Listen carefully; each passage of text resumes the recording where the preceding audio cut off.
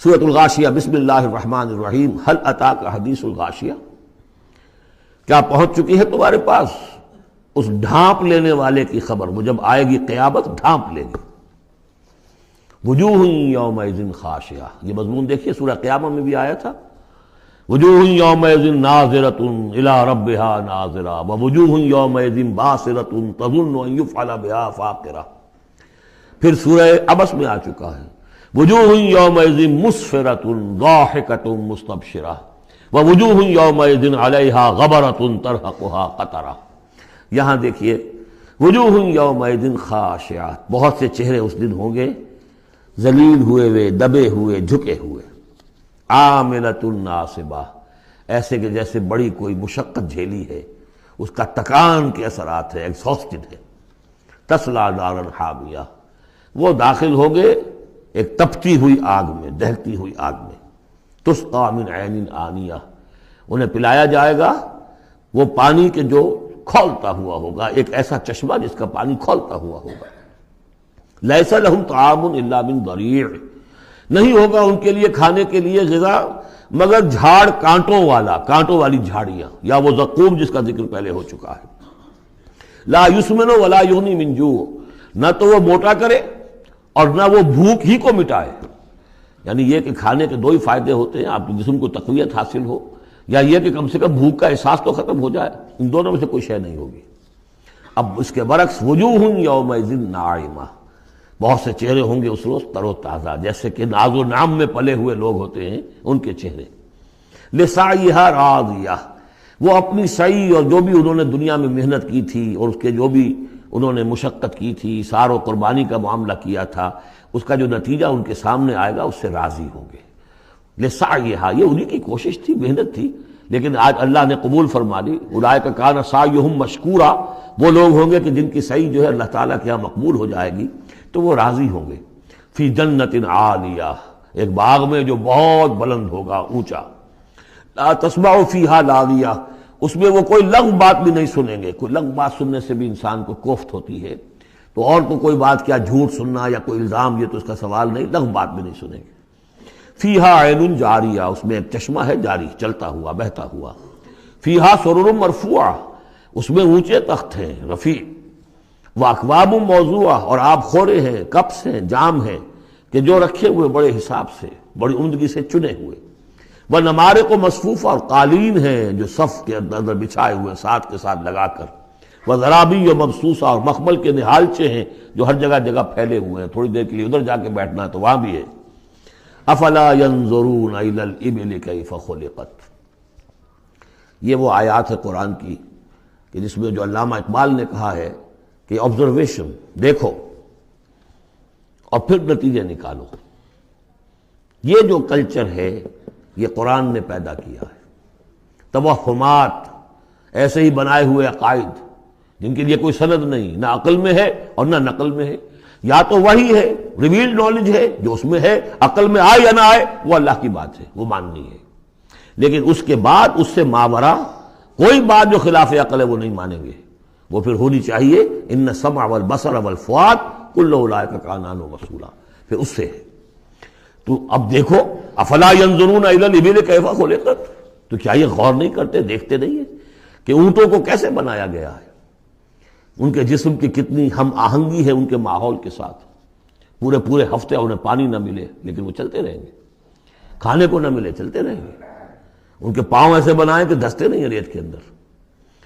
کیف خلقت وإلی السماء کیف رفعت، اور آسمان کیسے اس کو بلند کیا گیا ہے۔ یہ اسٹرانومی والوں کا فیلڈ ہے، وہ سمجھے کیسے ہے یہ۔ وإلی الجبال کیف نصبت، اور یہ جو پہاڑ ہے یہ کیسے گاڑ دیے گئے، یہ جیولوجی والوں کا فیلڈ ہے، وہ اس پر تحقیق کریں۔ وإلی الارض کیف سطحت، اور زمین کو نہیں دیکھتے کیسی بچھا دی گئی ہے۔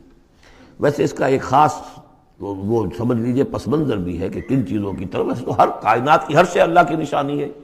ان فی خلق السماوات والارض واختلاف اللیل والنہار والفلک التی تجری فی البحر بما ينفع الناس وما انزل اللہ من السماء من ماء فاحیا به الارض بعد موتها وبث فیہا من کل دابۃ وتصریف الرياح والسحاب المسخر بین السماء لآیات لقوم یعقلون، ہر شے آیت ہے۔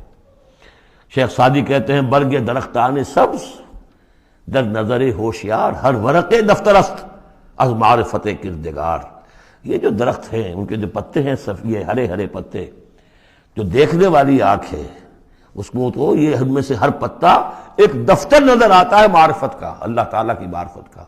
اور آج ہمیں معلوم ہوا ہے کچھ نہ کچھ. آج سے پہلے لوگوں کو معلوم نہیں تھا کہ ہر پتے میں ایک فیکٹری ہے، فوٹو سنتھسس کی فیکٹری ہے، کہ جو یہ سولر انرجی ہے اسے وہ جذب کر رہی ہے اور اس کو جو ہے کنورٹ کر رہی ہے. وہی انرجی ہے جو لکڑی کے اندر سٹور ہو رہی ہے، پھر آپ لکڑی جلا کر نکال لیتے ہیں. یہ آگ کہاں سے آ گئی؟ وہی سولر انرجی، اس کی سورس وہی ہے. اور اس سولر انرجی کو، سورج کی اس حرارت کو جذب کر رہا ہے یہ پتا، اور وہاں وہ عمل جاری. ہر پتا ایک فیکٹری ہے فوٹو سنتھسس کی. تو برگ درختان سبز در نظر ہوشیار ہر ورق دفترست از معرفت کردگار. لیکن یہاں چار چیزوں کا ذکر جو ہوا ہے یہ ایک خاص پس منظر ہے. آپ کو معلوم ہے کہ ان لوگوں کے جو پہلے مخاطب تھے قرآن کے، ان کی زندگی گزرتی تھی سفروں میں، لیلۃ الشتاء والصیف. اور سارا یہ حجاز کا علاقہ تھا جب یہ چلتے تھے تو چلتے ہوئے کیا چیز ہے؟ اونٹ پر تو سوار ہیں، اوپر آسمان ہے، دانے بائیں پہاڑ ہے، نیچے زمین ہے. یہ چار چیزیں وہ تھی کہ جو ان کے لیے ہر وقت ہر آن ان کی نگاہوں کے سامنے. دیکھتے تو تم ہو لیکن یہ حیوانوں کا سا دیکھنا دیکھ رہے ہو تم.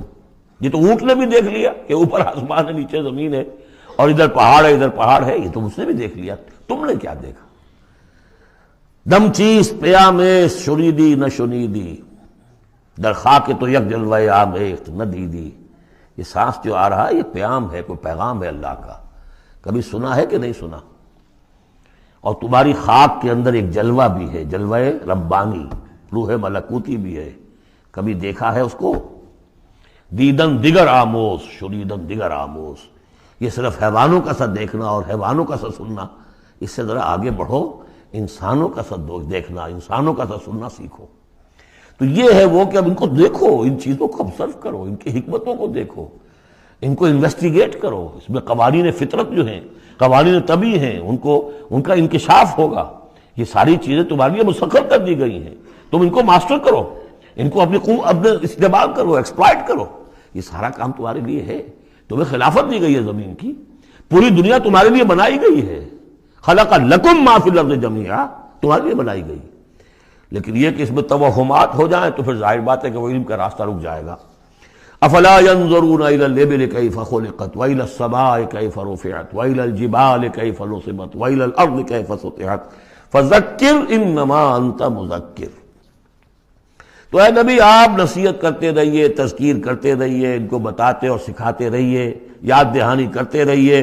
آپ تو بس یاد دہانی کرانے والے ہیں، آپ ان کے اوپر لست علیہم بمسیطر، آپ کو داروغہ نہیں ہے کہ کان پکڑ کر لے آئیں ان کو ہدایت کے راستے پر. یہ آپ کا کام نہیں. الا من تولا وکفر، سوائے اس کے کہ جس نے منہ موڑا اور کفر کیا. فیعذبہ اللہ العذاب الاکبر، پھر اس کو تو اللہ عذاب دے گا سب سے بڑا عذاب. کیوں سب سے بڑا عذاب؟ رسول کے آنے کے بعد جبکہ حق بالکل عریاں ہو کر سامنے آ جائے، کوئی شک و شبہ باقی نہ رہے، ان کی سیرت کے بارے میں، ان کی شخصیت کے بارے میں کوئی داغ نہیں، کوئی دھبا نہیں، کوئی انگلی اٹھ نہیں سکتی. اور جس طریقے سے آیات ربانیہ انہوں نے پڑھ کر سنا دی ہیں، اب بھی اگر کوئی نہیں ہے تو معلوم ہے کوئی خیر نہیں ان کے اندر. اب یہ شدید ترین عذاب کے مستحق ہیں. انا الینا ایابہم، اے نبی ان سب کو ہماری طرف لوٹ کر آنا ہے. ثم ان علینا حسابہم، پھر ہمارے ذمہ ہم حساب لے لیں گے. آپ اپنا کام کیے جائیے، جو آپ کا فرض ہے آپ ادا کیجئے، باقی یہ ہم پر چھوڑیے. ذرنی والمکذبین، سمجھے، مجھے چھوڑ دیجئے، میں ان سے نمٹ لوں گا. ذرنی والمکذبین اولی النعمہ مہلہم قلیلا. اور دیکھیے کس طرح یعنی سورہ تاریخ جو ختم ہوئی ہے کہ ایک ہی آیت میں مہلہم، آپ کو ان کو ذرا دیجئے، مہلت دیجئے. امہلہم دونوں صیغوں میں، باب تفعیل بھی اور پھر باب افعال بھی. ان الینا ایابہم ثم ان علینا حسابہم اللہم حاسبنا حسابا یسیرا اللہم حاسبنا حسابا یسیرا. آمین یا رب العالمین.